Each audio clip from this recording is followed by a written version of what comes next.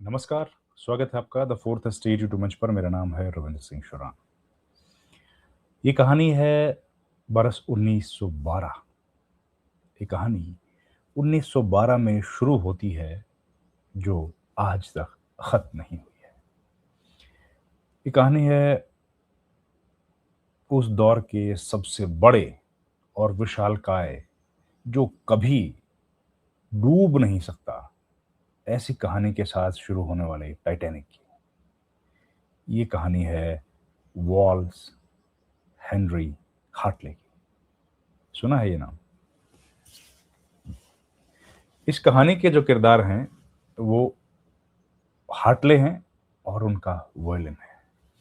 आपने अगर फिल्म देखी होगी या कहानी सुनी होगी टाइटैनिक की, तो आपने उसमें ज़रूर देखा होगा कि एक बैंड था 7-8 लोगों का, जो वॉयलिन बजा रहा था। जब 1912 की अप्रैल महीने की 14 और 15 तारीख की दरमियानी रात एक आइसबर्ग से जब टाइटैनिक टकराया, और बहुत देर संघर्ष करने के बाद जब ये तय हो गया कि अब इसका डूबना नहीं रुक सकता, कोई इसको रोक नहीं पाएगा, सारे प्रयास विफल हो चुके हैं, जो बच कर जाना चाहते हैं वो जा सकते हैं। कई लोगों ने कोशिश की, कुछ बोट्स लेके गए। ऐसा मौका आया हार्टले के पास में।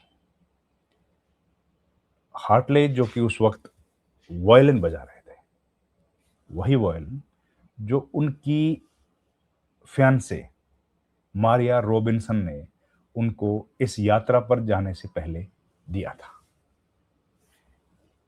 और इस यात्रा पर जाने से पहले ही उन्होंने मारिया रॉबिन्सन को प्रपोज किया था। मारिया ने हाँ कह दी और तय हुआ कि अपने परिवार से मिलने के लिए लैंकशायर चलते हैं। लेकिन टाइटैनिक के जो ऑपरेटर्स थे उन्होंने कहा कि अभी वक्त नहीं है, आप वापस आइए यात्रा से और उसके बाद जाइए। तो वो लोग अपने माँ बाप से मिलने नहीं जा पाए। खैर, यात्रा शुरू हुई और जब वो दर्दनाक रात आई, उस वक्त वायलिन बजाते हुए उन्होंने देखा कि अब बचना मुश्किल है, तो उन्होंने और तेज वायलिन बजाना शुरू किया।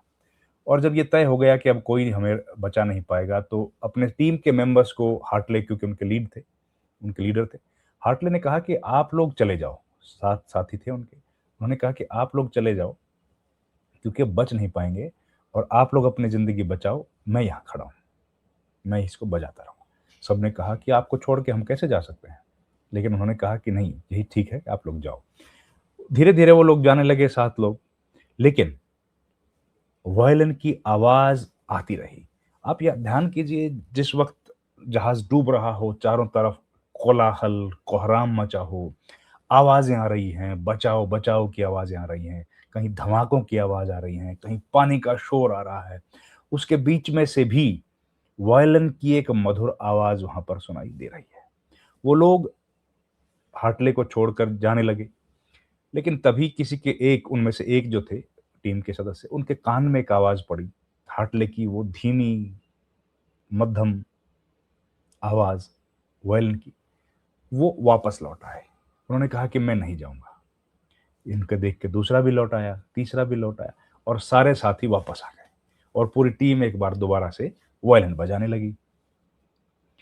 खैर, वायलिन बजाते बजाते हार्टले और उनके सारे साथी डूब गए, मर गए।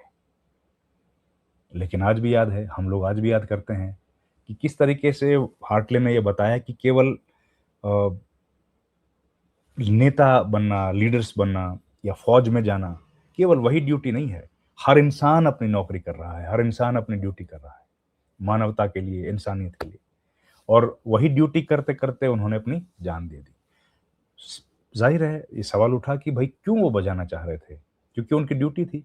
और उनका कहना था, या जो लोग वहां पर थे, उसके बाद मेमोयर्स जो में लोग लिखा गया कि ताकि लोगों के मन में जो डर था वो थोड़ा सा कम हो सके, कॉन्फिडेंस थोड़ा सा बिल्ट हो सके, जो कंफ्यूजन्स थे, परेशानियां थी, दर्द था, डर था, उसमें से थोड़ा सा अंश कम कर पाऊं, इसलिए शायद वो बजाते रहे।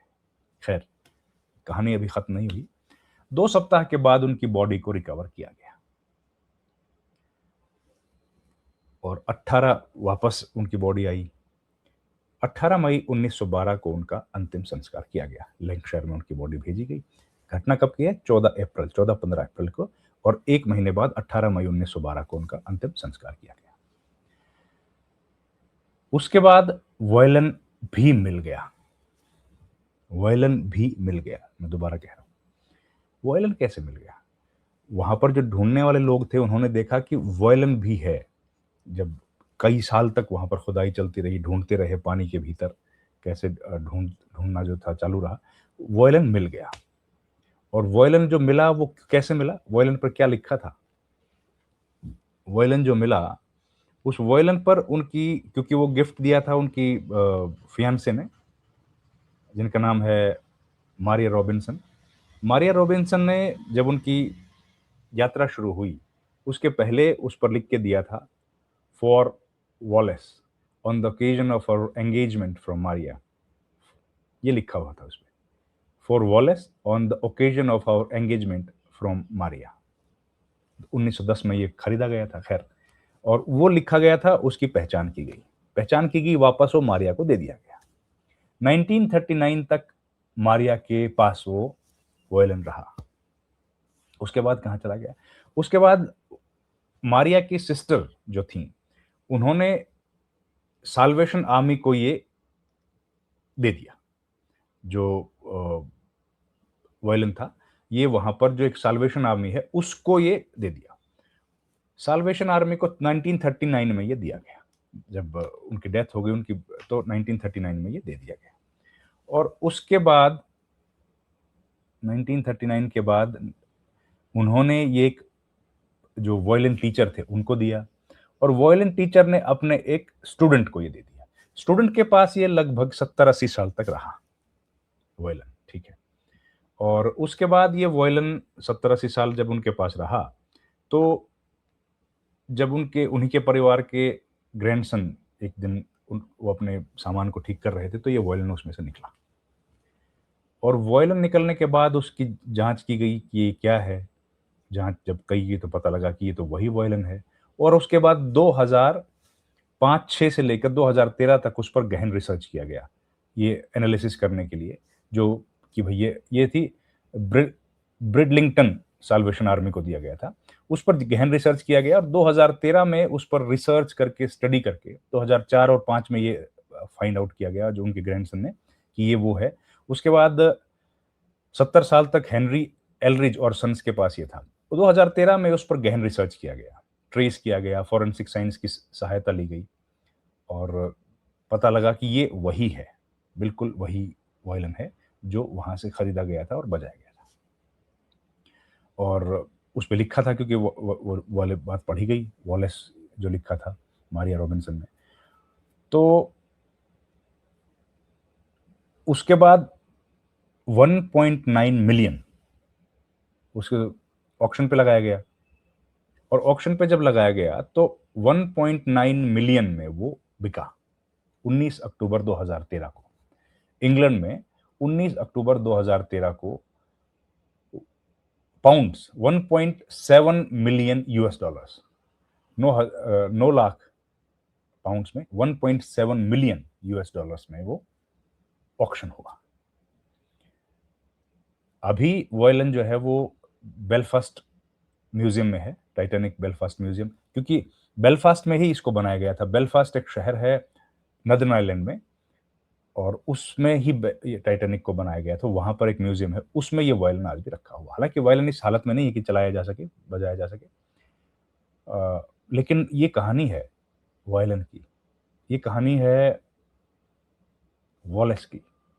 वॉलेस हेनरी की ये शानदार कहानी है जो आपने सुनी। हार्टले ने जिस वक्त ये बजाया, हार्टले को जिस वक्त इस बात का एहसास था कि उसकी मौत नज़दीक है, लेकिन फिर भी उन्होंने वो गाना छोड़ा नहीं, गाना वो बजाते रहे। और गाने की जो धुन थी, वो जो nearer my God to thee, nearer my God to thee, ये कहानी, ये जो धुन थी वो लगातार बजाते रहे। आखिरी वक्त पर जब उनकी बॉडी रिकवर की गई तो वो फुली ड्रेस्ड थे, उनकी यूनिफॉर्म वही थी जो वॉयलिन के वक्त उनकी होनी चाहिए थी। आखिरी मोमेंट तक अपनी ड्यूटी को निभाते रहे और मौत का दामन थाम लिया, लेकिन ड्यूटी को नहीं छोड़ा। इसलिए याद करते हैं आज भी। अप्रैल के महीने में जहाज डूबा, मई के महीने में उनके लास्ट राइट्स हुए, और जून के महीने में उनका जन्मदिन आता है। तो ये कहानी थी वॉल्स हेनरी हॉल्टर की। उम्मीद है आपको पसंद आई होगी। बहुत बहुत धन्यवाद। Thank you very much. नमस्कार।